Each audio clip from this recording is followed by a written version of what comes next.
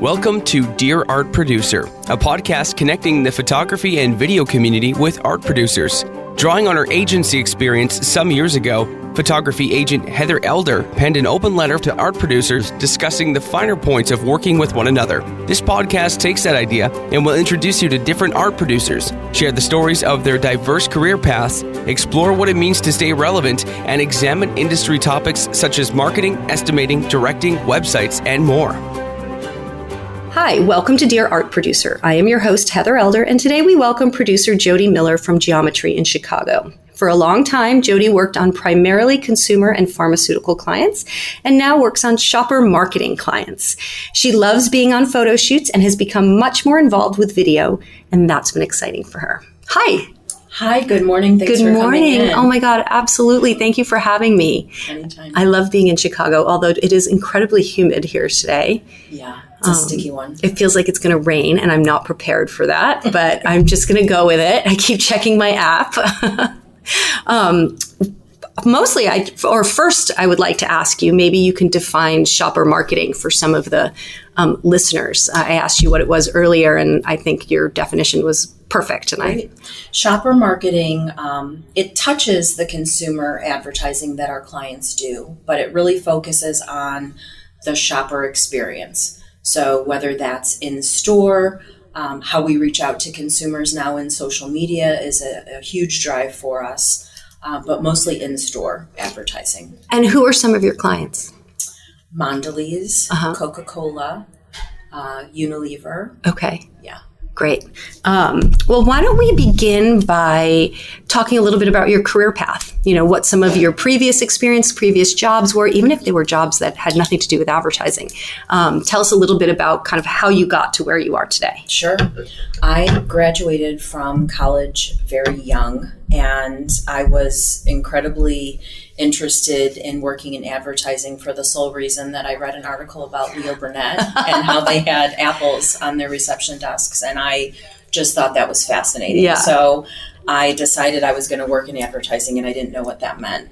So at my first agency, I was 19 years old, Wow. fresh out of college, and took a job as a receptionist and just got to know everyone in the agency, every department, to figure out really where I wanted to land.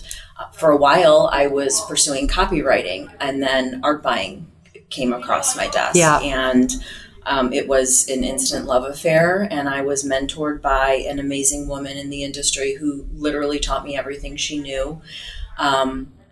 She went on maternity leave one year, and she said, could you please make a couple really big mistakes so I have a job to come back to? And I learned a lot very quickly from some very seasoned VPs in the industry. So I was really lucky. They all took me under their wing. They wanted to show me everything they knew. And I was traveling all over the world with them and learning all of their tricks of the trade that, some of those lessons that I still... Oh, that's great. Yeah, I still bring with me every day on the job. I've interviewed so many art producers, and so many of them have, been around for a long time and are so seasoned and experienced at their job. And they often talk about how they mentor people. And then on the other end, I've interviewed art producers who have had mentors. And I think it's such an important part of our business, because how else would you learn your job if you didn't learn it from someone else? It is. And one of my most amazing employees I ever had, I hired him almost on the spot while I found him working in facilities at the agency I was at, and he was filling candy machines. But it was really about a connection and a personality, and that's really what you have to, when you're looking for an assistant producer or an assistant art buyer, you have to hire the personality, because you're going to train them everything they need to know anyway. I absolutely agree with that. Obviously, there are some skill sets. You have to be organized. You have to be friendly. You have to be, a bit of a translator. Mm-hmm. But a lot of that stuff, I think, you'll know if that person can do pretty quickly. Yeah. After that, it's about drive and passion and excitement around the business and a willingness to learn. Yes. And a lot of that comes with time. Things that I was learning my first couple years producing and art buying, you think you know it all and you don't know it all. And it takes you a couple times to fall and learn your lesson the hard way and then move forward and be better the next year, following the next year, following the next year. The thing I really still love about this industry and about my job is I still learn. Technology is always changing, and we're always kind of perfecting how we can do things in the best manner possible. And through all the people you've trained and mentored and, help grow up in this industry, what are some typical mistakes that people make? I think the biggest thing I try to teach, and you can only fail first, is on how to be fair in business. That just because we're in a position that we can dictate budgets and how we're going to do things and what we're going to pay for and what we're not going to pay for, you need to be fair.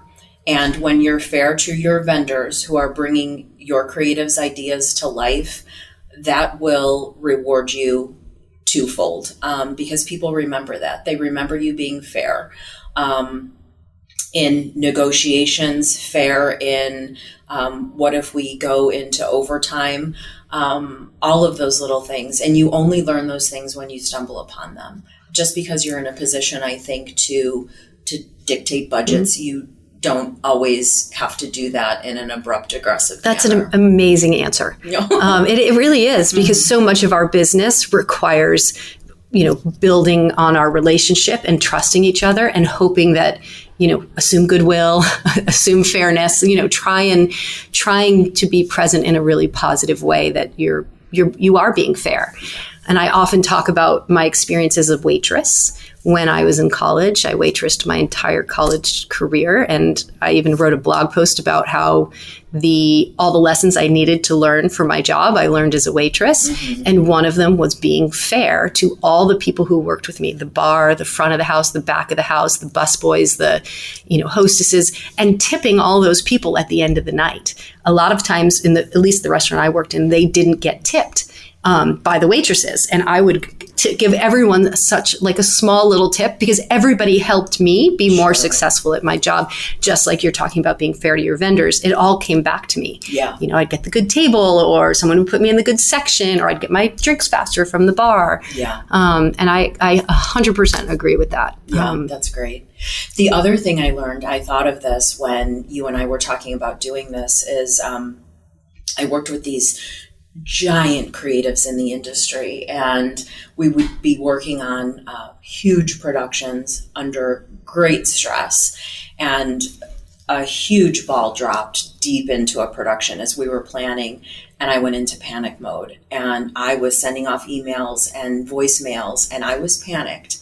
And it took this creative director that I'd been traveling with to call me and say, "Jodi, I don't respond well to panic." And I snapped out of it. She said, "Tell me whatever you need to tell, but you need to remain in control." And I learned instantly how my stress and panic was not going to do the production or any of my team good. And so I learned how to calm myself. It's a process. Mm-hmm. I've even had supervisors in the past say, "I never really thought you were that busy because you're just not running around like a chicken with their head cut off." And I said, "But who does that serve? That doesn't serve anyone." So when people finally realized that this was a learned, level set mentality, that you have to remain calm and you've got to be that calm influence for the production, I think everyone benefits from that. But it was such a great lesson that she taught me to just... That is a fantastic lesson, because how many opportunities do you have to panic? Like hundreds a day. Hundreds a day, exactly. No, I agree. And if you let that overcome you, it's going to trickle into all of your productions. Right. And I'm going to get the phone call, and I'm going to call the producer, and then I'm going to call the photographer, and then all of a sudden they might panic, and then it would just absolutely snowball. Right. That's so interesting. Well, in your time in the business, what sort of things have you seen change? I would say the biggest thing, aside obviously from technology, is budgets they're a fraction, I feel, of what they used to be, and you get less time to do them. But you still have to come up with a really great creative way to bring that concept to life. I think everyone that I've talked to in the industry too, they have felt that same shift, and they've all made adjustments. So maybe they're not getting the fees they used to, but they're also not working on a project for a month. They're working on it for 2 weeks. I've been so fortunate that people that I worked with my first year producing, I'm still working with. And we talk about those good old days when you had giant budgets and some time, but that's gone. And we get it and we understand, and you move forward, and perhaps by the budget slashes, you do more productions per year because you're just getting more work done. So I think that would be the biggest change, is budgets and timing. And how does your agency handle clients who have not enough money, not enough time, and too much, like wanting too much on their list? I think initially we try to show them that this is what we can do for you. Let's pull this in-house. This should cost us X, but we're going to do it for this cost for you. However, we always show them what that discount is, because I think once you set that precedent of this could be done for a lesser rate, that just becomes the expectation. I've worked with a photographer for probably 25, 30 years in town, and she does that very thing. She gets enough work from us that she'll always show the discount, but it also shows, I appreciate the business. It should cost you this. I'm willing to do it here. I think showing clients that you want to do the best work possible has a cost attached to it. There's nothing wrong with that. But if they just don't have the budget, they don't have the budget. So we've got to rethink creatively what we can get them for that budget. We do the same thing on our end. I will offer a discount on a project, and I'll show it as a negative line item. Sometimes I do it in the fees so that you know, like, this is what I get with other jobs and other clients. So I actually am discounting this for you, whether because I want to get the job or because you're a repeat client and I want to give you some sort of loyalty discount. And sometimes I might just need to get a small amount out of the budget, maybe $5,000, and I don't know where that's going to come from at this point. I can't tell you I can take it out of location yet, or I can't tell you I can take it out of fee, but I'll do it as part of the bottom line. And I'll tell you at the end of the production, this will come out of somewhere. And if it can't come out of your production, it'll come out of my fees. Right. And that has worked well for us for lots of reasons. And, we're open to doing it. Yeah.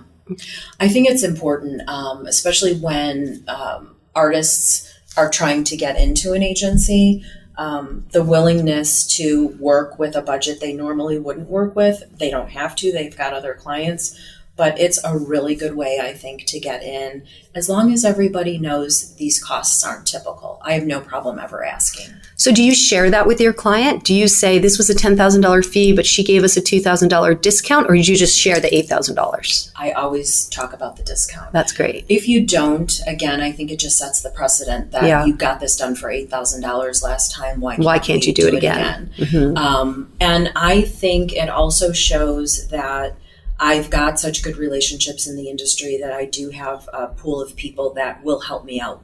That brings us back to what we were talking about, being fair. If you're not fair to vendors, why would they be willing to ever do you a favor when they've got clients that will pay them their full fee? Right. So I take great pride in hearing those comments from vendors I've worked with for several years. It's like, you were always fair. You gave us the fee when you could, and when you couldn't, you were very transparent about why. But I pride myself on knowing that I've got people that if I need a favor, they will give me one. And we always share that with client, not only because it shows that we've done our best in negotiating on your behalf, but look at the quality vendor we brought to the table that you would have never had otherwise. Which is really great, because there are times that we will discount something and then we'll get another job later on and they'll say, well, the client saw this number last time. And I'll be like, yeah, but did you tell them we discounted it last time? And they'll say no. And I'll say, okay, well, now we're in a bind. Yeah. You know, I'm obviously getting repeat business. So there's a positive for us to continuing the discount, but sometimes it's not possible just given the nature of the new project. Right. So it's great to hear that you're really transparent with your clients about that. Absolutely. So you touched on something about like new vendors coming in, let's say new photographers coming in. Like, how do those new photographers get your attention? Well, it varies. You know, I'm in some areas still very old school, and I love mailers because it's something I can grab and run into a meeting, and I don't have to look it up on my phone or my laptop. I had a hard mailer come in the other day that was amazing, and you opened it and it showed a little live video with music, and it was amazing. So I would love to use this vendor. It really all comes down to, though, is that work applicable to what your agency is doing? I still go on workbook.com all the time. I want to see who's out there. I was sad when I saw people kind of dropping off from doing online advertising, but that's still a tool I use often. Word of mouth. I've got a couple producers that I call and say, you know, do you know anyone in this part of the country that's shooting this? And more oftentimes than not, they do. That's less of a challenge, finding the people or having the people find me. But it's setting them up as a new vendor. And that's a new thing for me. I never really had to do that at other agency where it's such a process. And it's, you know, 3 bids have to be involved in every job that you want to set up a new vendor. And why a new vendor if we've got established vendors? And I've fought very hard for getting new people into the agency because they're the best fit for the job. So, and what's involved with setting somebody up as a new vendor? Well, it's the paperwork. I think that's typical everywhere. So you get the new vendor kit from them. There's a process with finance companies then, or finance departments reaching out to their referrals. That's an important piece that needs to happen before they'll approve anybody. They just want some basis of someone's, past history with working with agencies, the quality of the work that came out of the job, which it all makes sense, from a liability. Do you think agencies discourage new vendors because of that process, or it's just something you have to build into the timeline? I wouldn't say it's encouraged. Okay. I mean, to flip that, I don't think anyone is saying, we can use anyone we want as long as you get them to fill out paperwork. It's a process. Yeah. It's a process that I'm more than willing to do and fight for when we have the right person for it. The worst thing that could ever happen to any of us as creatives, and this happened to me within the past few months, is I had someone in a finance department say, well, here's all your approved people. Can't you just pick one from there? Right. And it was one of those moments where I had to calm myself, right. Because you don't know anything about our process and why we look at the people we do and what we're shooting. Mm-hmm. You're sending me just a whole list of photographers who some of them shot food, some right. of them shot kids, none of which we were doing. So I just had to say, I'm going to stay in my lane. You're going to stay in your lane. We're going to work together. But no, I need to set this person up as a new vendor. Fortunately, I've never had anyone rejected, but it can take up to 2 weeks. 2 weeks. That's a long time in a production. Yes, it's a long time. That's a long time, because then that affects the PO, which then affects the advance. And you might be on such a timeline where what's happening? You've missed your deadlines now, right. Or you have to ask the photographer to advance the money and hope that they're going to get their PO in time, which I don't think a lot of them would be open to doing nowadays. Right. And I've just gotten to the point where I just tell my team, I can't book this person without handing them a PO. We just can't operate which that is way. Great. I think things have changed a lot. I'd say in the last 7 or 8 years, probably when the economy had its first downturn, there were so many agencies coming to us saying, well, I can't give you an advance until I bill my client and I get the money from my client, but they don't pay until 30 days.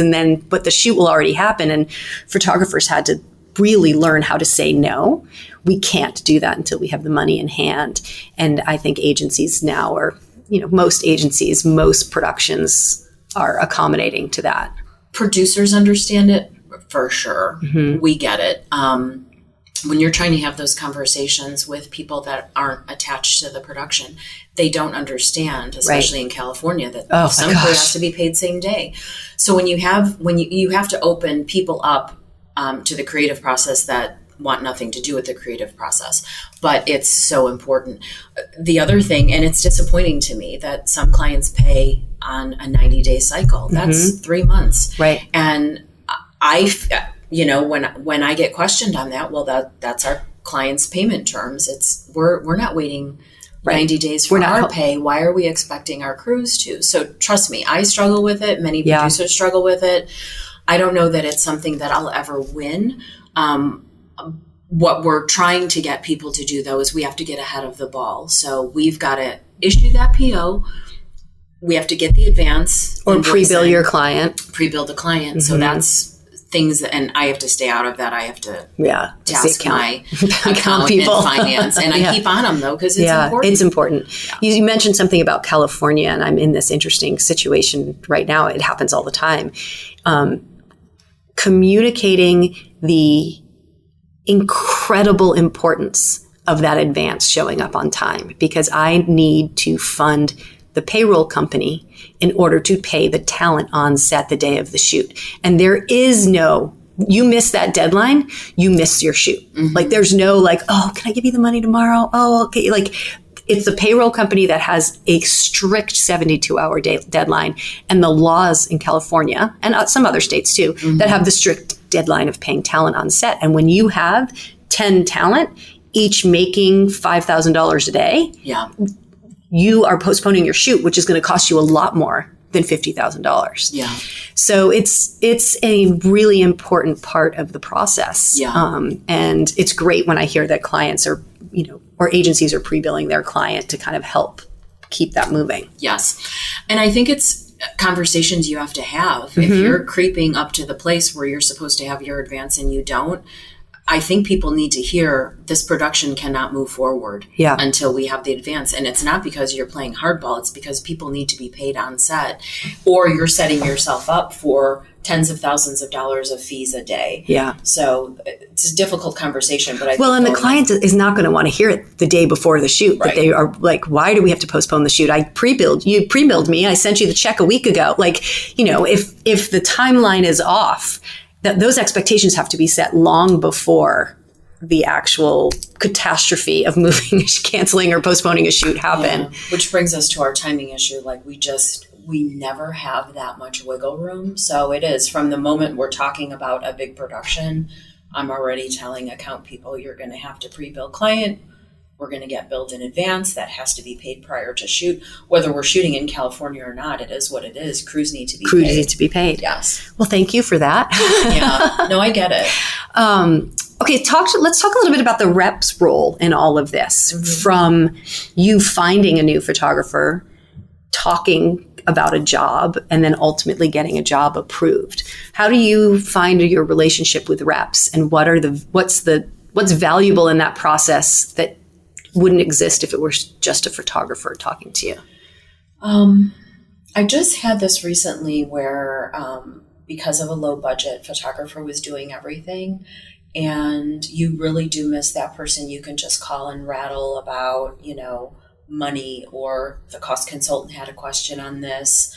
I always liked to keep the creatives separate from all the financial business and negotiating business, so they could focus on what they need to be focused on.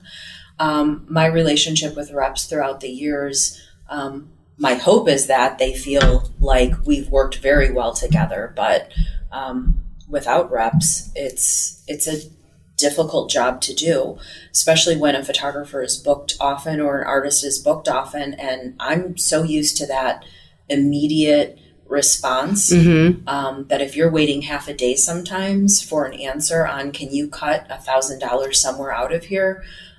half a day is a half a day that we could have used doing something else. So yeah, it's an incredibly valuable relationship. That's great. I've gotten emails from photographers who listen to the podcast, and they say, I don't have a rep. Can you ask questions about how I could be better at my job knowing that I don't have a rep, because I'm just not at that point in my career. What advice would you give those photographers who don't have reps? When they think about all the areas that they're doing that they wouldn't have to do, and they can focus on the creative and jumping on calls with art directors and not worrying about the business details. I've had some photographers reach out to me like, I need some good recommendations. I'm considering this, even if it's, a trial basis. And I know setting someone up is excruciating to get that all established. But I think then once they do it, they can't remember how they ever got it done without them. But when they're not with a rep, and they're talking to you about a job, say, what advice would you give them at that point on how to talk to you and how to make that process efficient for you? Well, I haven't had an issue where I'm having those conversations with them. I just know that it could go smoother with a rep, just to take that away from them. The unfortunate part of our business is I think a lot of really great photographers are hurting because of slashed budgets and the competitive nature of who's out there.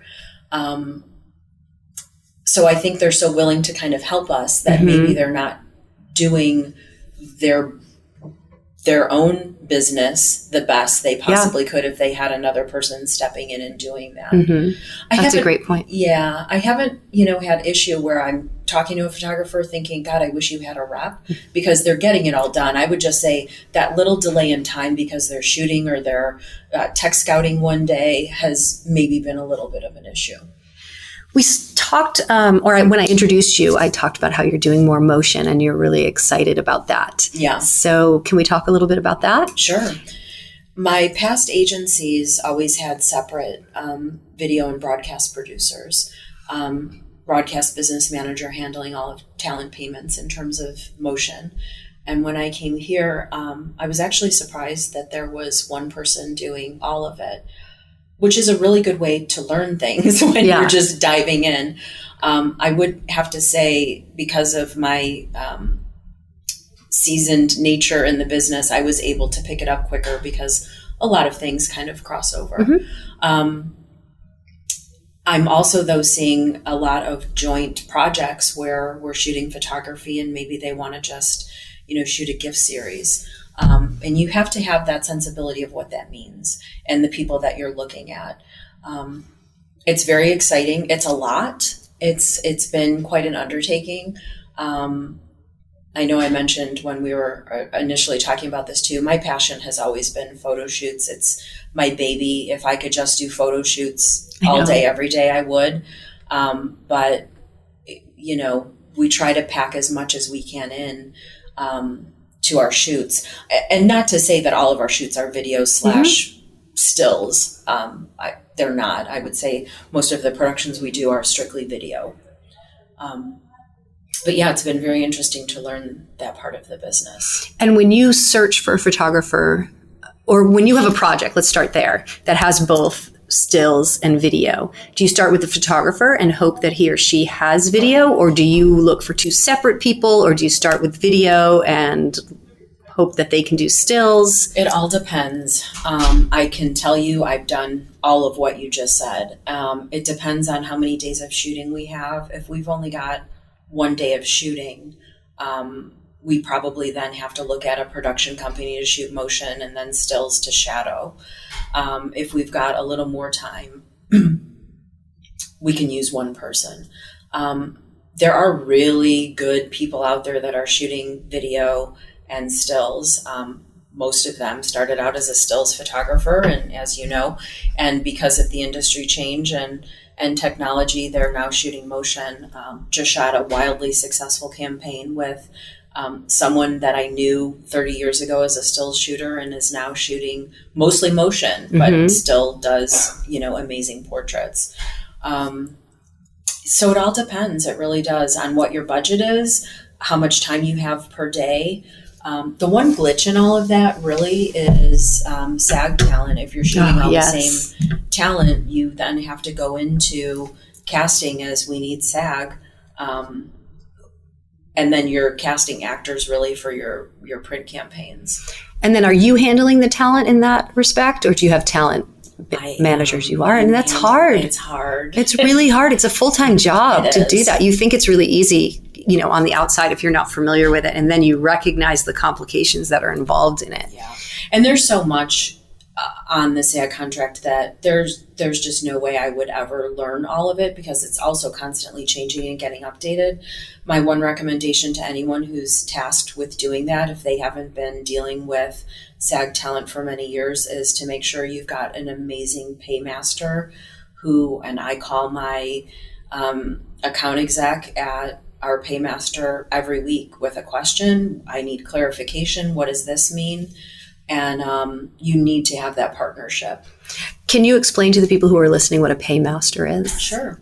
That would be a company that takes on all of your talent payments and acts as the talent's employer. So we're removed from it, clients removed from it, and the paymaster pays then all fees, taxes, pension, any kind of deductions that would come out of those payments to an actor. So they take on that role, and it's nice. You always have the paper trail with it too. And it goes back to what you and I were talking about earlier, especially in California, where you need to pay that talent on set the day of the shoot. So it also, I'm asking you, has a lot to do with liability. Too. So you've got to get that money into the account in enough time for the payroll service to prep those checks, that paymaster to prep those checks and get them paid. If you got that money there on time and they didn't pay them on time, is it the paymaster or the payroll company that's ultimately responsible, or does it come back to you or the photographer at this point? No, it would be paymaster. Yeah. And our paymaster, thankfully, whether they've received payment from us or not, they pay models same day in California because they are liable. They are. So it's finding a good paymaster, knowing you're working with someone who knows that side of the business that you trust. And we actually route all of our payments through them. So whether it's stills or motion, they all go through the paymaster. Talking about your clients a little bit with motion, do you find that they're asking for motion just for the sake of it? Or is it because they're excited that now it's an option that we can include with a still shoot? Do you find that it's really thought out on their part? Are they still learning about it? What's your experience? Well, I think most of our productions are video. And so it's intended for that. Yeah. We've got a lot of retailers that run video on their websites. And so you're really gearing towards, the customer experience on particular websites. So yeah, they're very clear that we're just shooting video. If it's just a video shoot, rarely are they then saying we want some stills taken as well. Now with the advancement of, 4K cameras, even we can usually pull a still from our motion if we needed to. We're doing less videos / stills productions with the same person, I would say, but it's mostly video that I'm working on. And do you find the videographers the same way you find the photographers? All depends. When it's all just a video shoot, or do you mostly go through production companies? It's a mixed bag, really. I recommend people based on their style of work. But then I'll have a creative director come to me and say, I've worked with this production company before. I really want to use them because they have director so-and-so. So it depends. If they're just looking for recommendations, we do start with our approved vendor list. Unfortunately, the part of the business that really drops away, especially when I'm the only producer in all of North America, geometry offices. Oh my gosh. I don't have the luxury of sitting down and looking at links and reels and having reps come in and do an arch. I just can't. I'll try to do it if we ever have a little bit of a lull, but we haven't had a lull since probably last October. And it's hard to plan in advance, right? Yeah. Somebody's coming in a month or 2 weeks, or even if it's spontaneous, you're just like, I don't know what is going to come across my desk, and I can't, take that time away. Right. It is hard. So I do lean on, emails that come in. I always look at the work that comes through, because that's really how you learn about who's out there. Absolutely. Who's doing what. Let's talk a little bit about being a woman in the industry. Mm-hmm. I attended an event a few months ago, and it was an all-woman panel, and they had asked me to be on the panel, and I said no, which is unusual for me because I like doing that stuff, but I said no because I felt like my gender had never held me back in my business. I'm a woman-owned business. I represent photographers and directors. I get to go into ad agencies and I present to female art producers. Like, there was nothing that I just didn't feel like I would be a good panelist. And I listened to the women up there who were directors, art producers at agencies, photographers, kind of talk about, what happens in those environments. And one thing that they kept coming back to was, this idea, and I remember talking about this with them as well, that when you look for a photographer or a director, you're not paying attention to gender at all. You're paying attention to the work. Mm-hmm. You're not thinking, oh, he's a man or she's a woman, therefore I want to hire them. But there's this shift now where agencies are starting to recognize that for brands that target women, or some woman product, some brands that mostly target women, no matter what the product is, it makes a little bit more sense to hire a woman, where they've never thought about it that way, or just to include a woman in the mix. And all these companies like Free the Bid, and there's a few others as well, have risen up. Right. Have you experienced that? Yes. I worked with a client 6 months ago. It was never brought up. A shoot just came up recently, and they said, we absolutely need one of the people that you look at to be a woman-based company, photographer. We were looking for still shooters. I think it's great. I mean, I guess years ago, I struggled a bit with it because it's been talked about. To your point, I always look at who's the best fit, who's got the style we're looking for. But I do agree to your point. There are certain jobs that you could have a closer attachment to, knowing what this consumer is going to be looking for. Right, aligning the brand with the actual person behind the lens. Yeah, but to your point, I guess I never paid so much attention to it. Like you, I was mentored by amazing women in the industry. Now, I was aware of it when I was 19 or 20, how lucky I was to be in the presence of really powerful women in the industry, because it wasn't as noticeable as I think it is, or it was more noticed. Mm-hmm. You're a woman who's running an ad agency in late 1980s. It was kind of unheard of. And then that sort of became a bit more of the norm. So I wasn't paying so much attention. Right. Do you also think, or when you are considering photographers for a job, I know some of these businesses or organizations like Free the Bid I mentioned, not only do they want agencies to think about women photographers for jobs that align with women photographers, because it just makes more sense. They want people to think and consider including some women photographers in their bid, because the women photographers are so few and far between. Mm-hmm. Do you find your peers at other agencies or at your own agency kind of talk about maybe adding some women into the mix just to do that? Or is it all still focused on kind of the work? The work. I think that's how most people that I've worked with are looking. It's funny, you can send them a link, and unless it's the photographer's first name, last name, you don't really know who you're looking at. Mm-hmm. So in all fairness, everyone was looking at the work, responding to that. Right. But there aren't a lot of female there really photographers and directors. So if to intentionally seek them out always felt a bit odd to me. But if their work was applicable to what we were doing, of course. Right.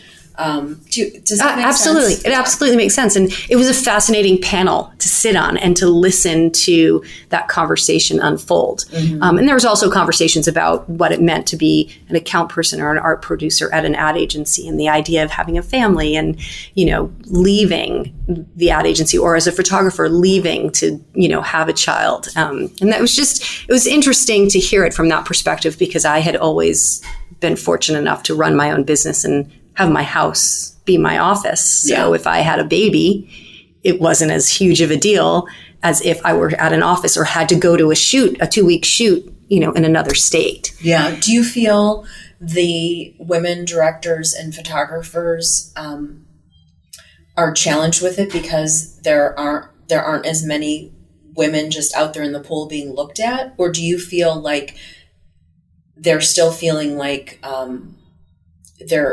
are they feeling like they're at a disadvantage? I think it's even comes before that. I think there's not a lot of women who choose the career because your time is not your own, and it's really challenging to raise a family if you want to, right? I might argue that if you are at an ad agency, you have support. If you have a child, you get maternity leave. You can go away for 2 or 3 or 6 months, whatever the situation is. To choose to do photography or video is a hard choice to make, because your time isn't your own. Right. And you're not just working. Advertising, your time really isn't your own either.